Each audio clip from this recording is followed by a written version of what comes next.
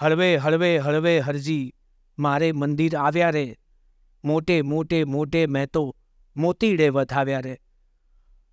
હું મંદિર નથી ગયો, મહેતાજી કહે છે, પણ ઈશ્વર આવ્યા મારી પાસે, એટલે મારું હોવું મંદિર થઈ ગયું.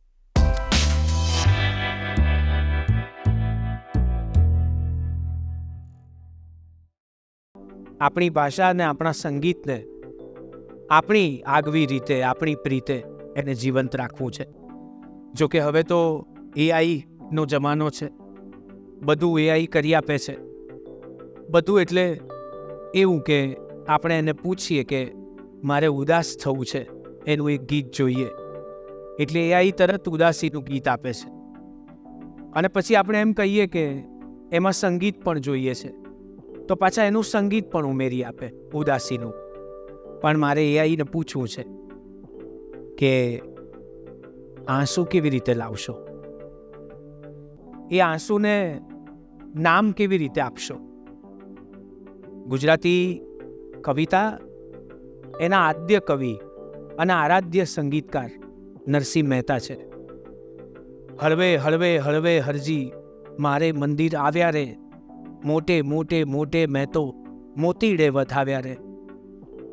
હું મંદિર નથી ગયો, મહેતાજી કહે છે, પણ ઈશ્વર આવ્યા મારી પાસે, એટલે મારું હોવું મંદિર થઈ ગયું. ગુજરાતી કવિતા ત્યાંથી પોતાના ફલકને વિસ્તારે છે, હલકને વિસ્તારે છે. એક બાજુ નાનાલાલ અને દલપતરામ આપણને મળે છે. નર્મદ તો એમ કહે છે કે નવ કરશો કોઈ શોક રસિકડા, નવ કરશો કોઈ શોક. શોક પણ કહે છે અને રસિકડા એ શબ્દ બે સાથે પ્રયોજે છે.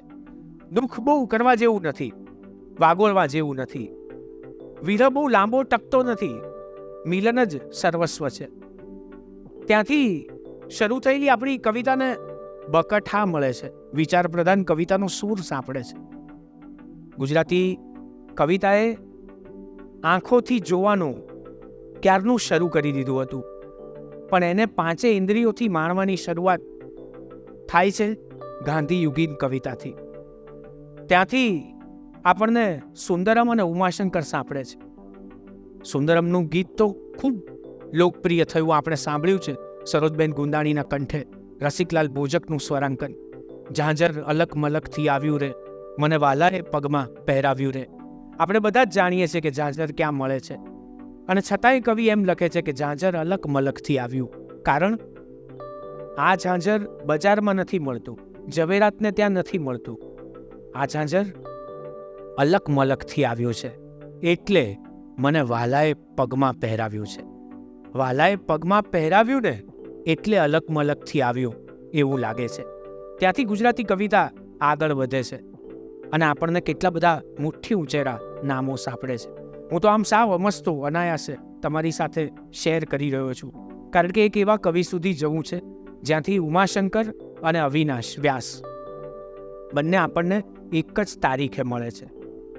એક શબ્દબ્રહ્મનો મહિમા કરે છે અને બીજા નાદ બ્રહ્મને અજવાળે છે.